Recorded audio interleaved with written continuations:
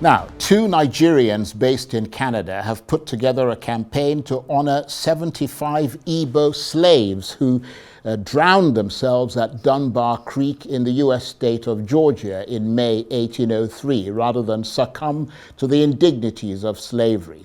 It was seen as the ultimate act of rebellion against their captors, and the campaign, organized by Ifeanyi Mbanefo and Dr. Rosemary Nwangwu, is aimed at preserving their memory. The project has been introduced to key Igbo leaders in politics, business and academia, as well as other eminent Nigerians. One of the eager subscribers to the idea is said to be the Nobel laureate Wole Soyinka. Igbo men and women chained in the belly of that vessel had already endured the unimaginable, torn from their homeland, forced across the Middle Passage, and sold into a world that promised nothing but cruelty. Yet, when faced with bondage in a foreign land, they made a choice so defiant, so haunting, that it transformed them into legend. Led by their own voices, the captives rose against their oppressors. They overpowered the crew, and as the waters of Dunbar Creek lapped against the Georgia shore, the Igbo captives refused the life that awaited them. Instead, they marched into the water, singing as they walked. The water spirit brought us home, descendants say today. To some, it was a mass suicide. To others, it was a spiritual return, a refusal to let slavery claim their bodies or their souls.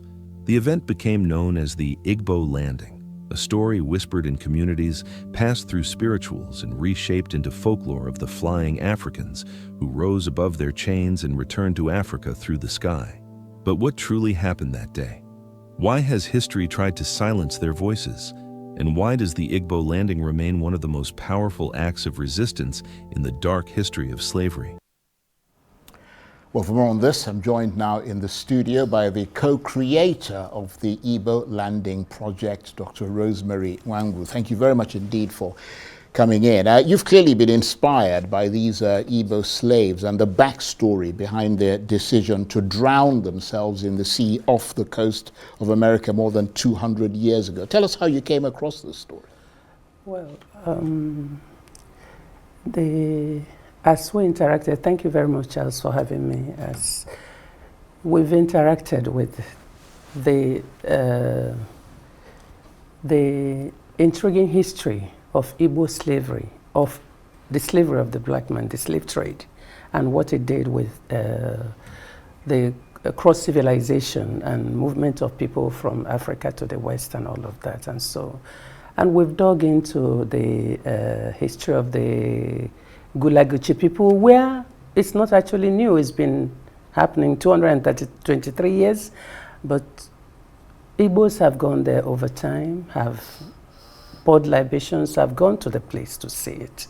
It's in YouTube channels, different AI-generated images. Yeah, but how did you come across? I mean, what got you interested in doing? I came across this from researching into the history of the Gulaguchi people and their connection to Igbo land, which they have actually projected to the world, some testing the percentage of DNA connection to Igbo land that they have, and others, you know, trying in their own way to memorialize this project. And what does that single act of extraordinary bravery and the determination of these enslaved people to resist their oppressors, I mean, what does that say to you? What does it represent for you?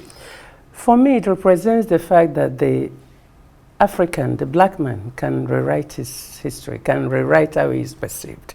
It represents to me that our ancestors had choices and made these choices and chose dignity over servitude and chose, you know, committed to the greater good. They would rather drown than subject themselves to this life. So that is a lesson that resonates with us even now. What choices are we making? So for me, that act of defiance is something that makes me ask myself questions as well. What can I take, and what is happening now that can be taken from that same epoch? What are the similarities? So you decided to embark on this campaign. What are you aiming to achieve? I'm aiming for us to know our history. I'm aiming for the history of these men who sacrificed their lives to be understood and told, so that lessons from it can be told, because even now movements are happening from Africa to the West in search of greener pastures.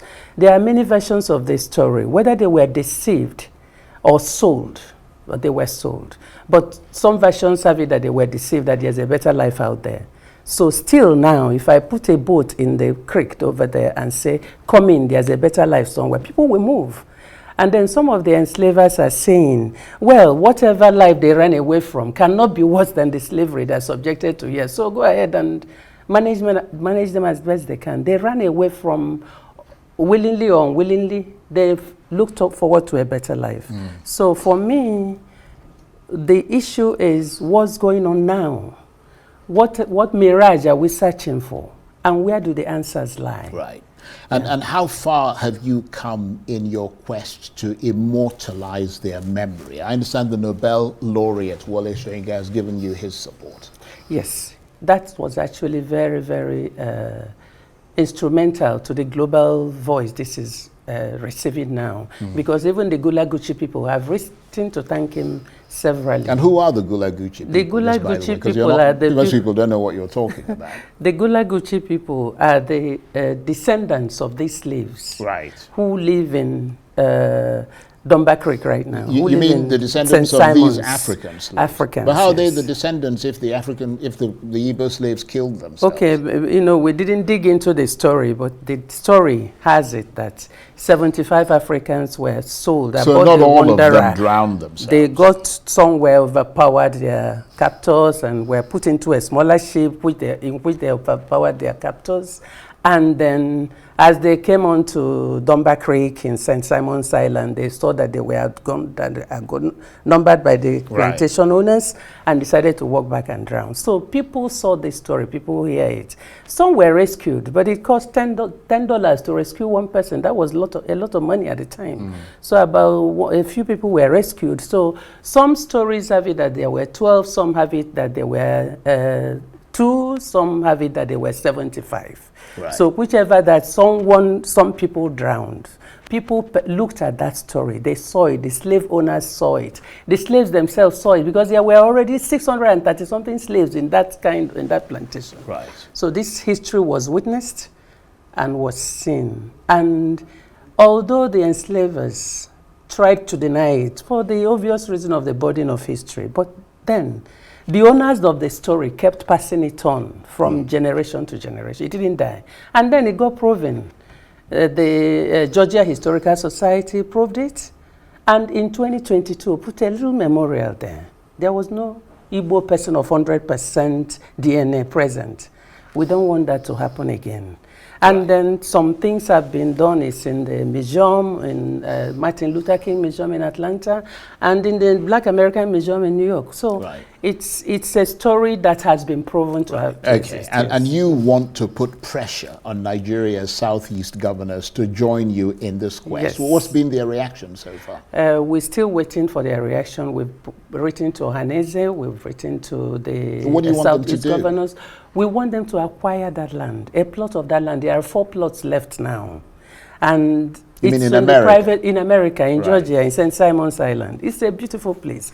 But that memorial remains. And there are 4 plots of land left. Let's acquire one and put a proper memorial for these brave souls who have actually told the story for for Africa, and for every black man. That we can rewrite our history. We can say, well, not disease, not disease, not the stories we get here, get told about Africa. We can rewrite it. Well, thank you very much for bringing that story to our attention. Dr. Rosemary Nwangwu is the co-creator of the Igbo Landing Project. Thank you. Thank you, Charles.